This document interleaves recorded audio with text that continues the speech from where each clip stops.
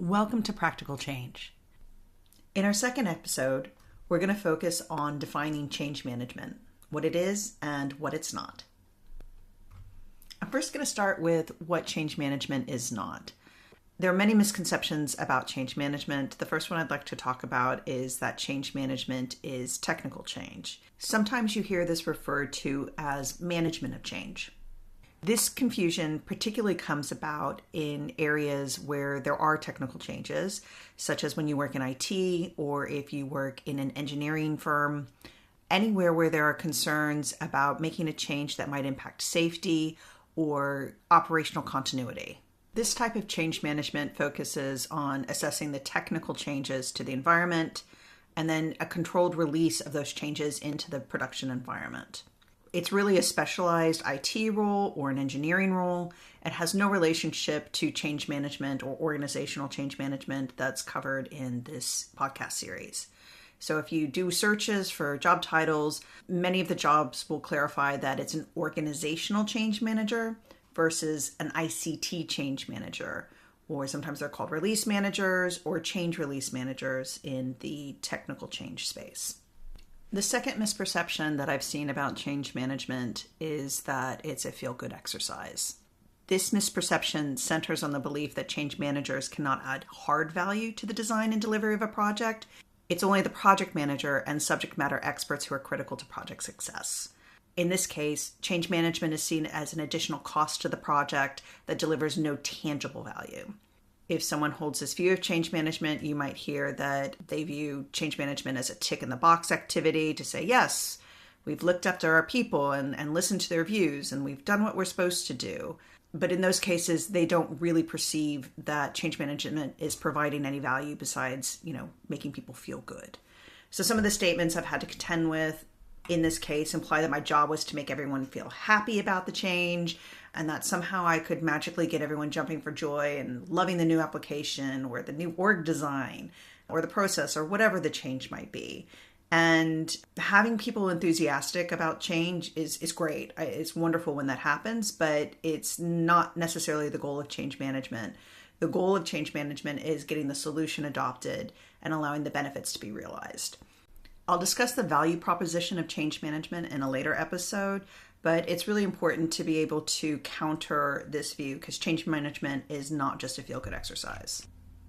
The third misperception that I hear a lot about change management is that it's soft and fluffy. This misperception is closely related to the feel-good exercise misperception.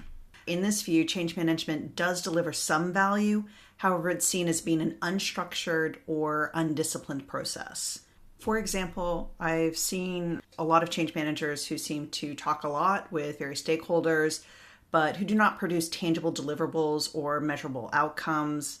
And it's really hard to blame project managers or other people who hold this view if all they've seen is an unstructured change management approach. However, change management is a structured process and it does produce tangible outcomes that support project delivery, adoption, and business benefits realization. So, for example, we do analysis and planning to feed into project plans and business preparation activities. We do change impact analysis to provide actionable recommendations to prepare the business for go live. And we have tools and frameworks for diagnosing and managing people-related issues, which is sometimes referred to as resistance management. The final misperception I'd like to talk about is that some people think of change management as just training and communications. While training and comms do make up a huge part of the effort in a change management program, change management is so much more than just training and communications. Change management draws on specific change management skills such as stakeholder engagement, change impact management, adoption management, and transition to business as usual. And it also taps into interdisciplinary skills ranging from psychology to project management, to strategy implementation and operations.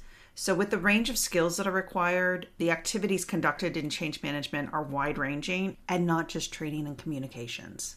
Now that we know that change management is not technical change, it's not just a feel-good exercise, it's not soft and fluffy, and it's not just training and comms, you may be asking yourself, what is change management?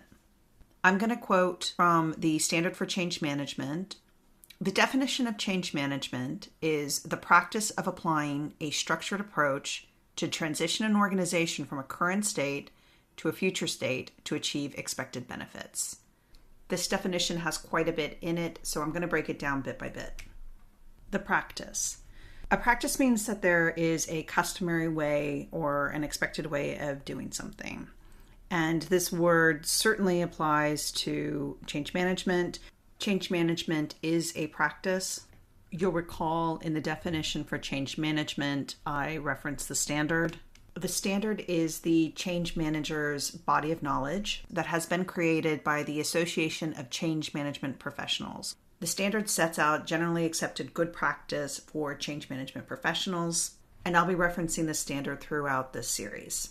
I'll put a link to their website and the standard for change management in the video description. Of applying a structured approach. Change management also relies heavily on having a structured approach to tackle the work. There are many different change management methodologies which lay out which steps to take, in which order, and with certain expected outcomes. The standard that I just referenced actually has process flows that show generally accepted approaches of applying change management. So no matter what change management methodology you're looking at, it should broadly align with the standard, and we'll have similar processes and deliverables. Your approach may differ based on what type of change you're implementing or the type of project. So if you're doing agile versus waterfall, but good change management always has a structured approach. And a good change manager knows how to tailor the approach based on the change in order to deliver those business outcomes. To transition an organization. There is movement or change that must occur, and that it's part of the change manager's job to help the organization change and transition. From a current state. The current state is defined by the standard as the condition at the time when the change is initiated. So essentially that means how things are at the start of the change.